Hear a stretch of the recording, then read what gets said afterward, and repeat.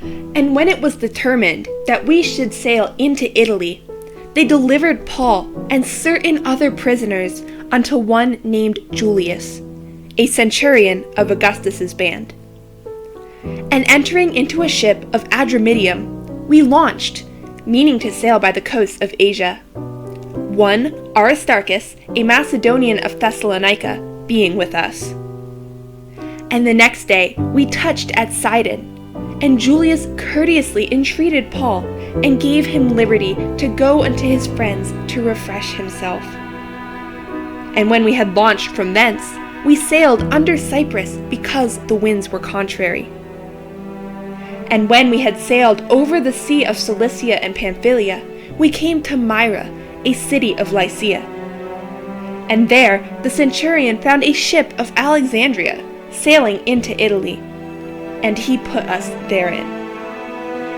And when we had sailed slowly many days, and scarce were come over against Cnidus, the wind not suffering us, we sailed under Crete over against Salmone, and, hardly passing it, came unto a place which is called the Fair Havens, nigh whereunto was the city of Lasea.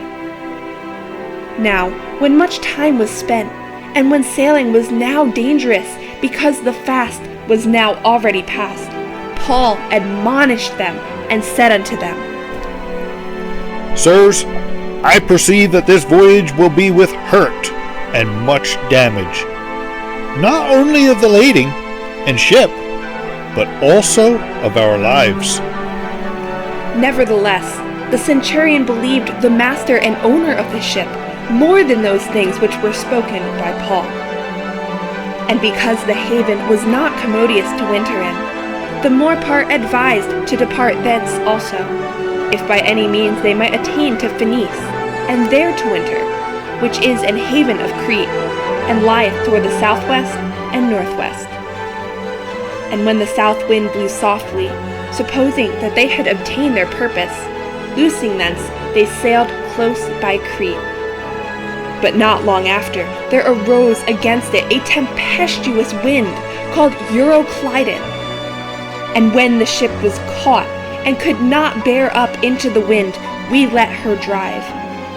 And running under a certain island which is called Clauda, we had much work to come by the boat, which, when they had taken up, they used helps, undergirding the ship, and, fearing lest they should fall into the quicksands, strake sail, and so were driven. And we, being exceedingly tossed with a tempest, the next day they lightened the ship. And the third day we cast out with our own hands the tackling of the ship.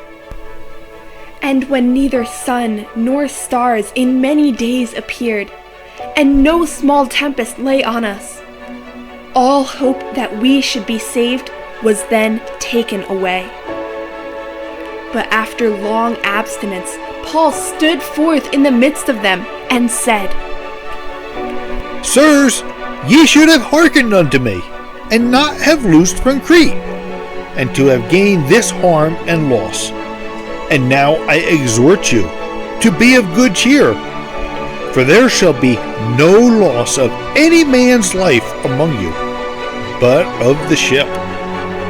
For there stood by me this night the angel of God, whose I am, and whom I serve, saying, Fear not, Paul, thou must be brought before Caesar.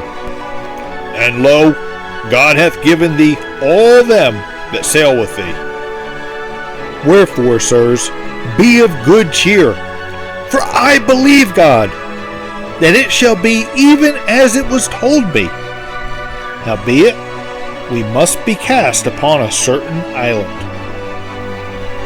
But when the 14th night was come, as we were driven up and down in Adria, about midnight the shipmen deemed that they drew near to some country, and sounded it, and found it 20 fathoms.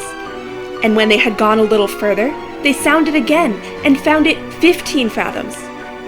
Then, fearing lest we should have fallen upon rocks, they cast 4 anchors out of the stern, and wished for the day. And as the shipmen were about to flee out of the ship, when they had let down the boat into the sea, under color as though they would have cast anchors out of the foreship, Paul said to the centurion and to the soldiers, "Except these abide in the ship, ye cannot be saved." Then the soldiers cut off the ropes of the boat and let her fall off. And while the day was coming on, Paul besought them all to take meat, saying, "This day is the 14th day that ye have tarried and continued fasting, having taken nothing. Wherefore I pray you to take some meat, for this is for your health. For there shall not an hair fall from the head of any of you." And when he had thus spoken, he took bread and gave thanks to God in presence of them all. And when he had broken it, he began to eat. Then were they all of good cheer, and they also took some meat. And we were in all in the ship 216 souls. And when they had eaten enough, they lightened the ship and cast out the wheat into the sea. And when it was day, they knew not the land, but they discovered a certain creek with a shore, into the which they were minded, if it were possible, to thrust in the ship. And when they had taken up the anchors, they committed themselves unto the sea, and loosed the rudder bands, and hoisted up the mainsail to the wind, and made toward shore. And falling into a place where two seas met, they ran the ship aground, and the forepart stuck fast, and remained unmovable, but the hinder part was broken with the violence of the waves. And the soldiers' counsel was to kill the prisoners, lest any of them should swim out and escape. But the centurion, willing to save Paul, kept them from their purpose, and commanded that they which could swim should cast themselves first into the sea and get to land. And the rest, some on boards, and some on broken pieces of the ship. And so it came to pass that they escaped all safe to land,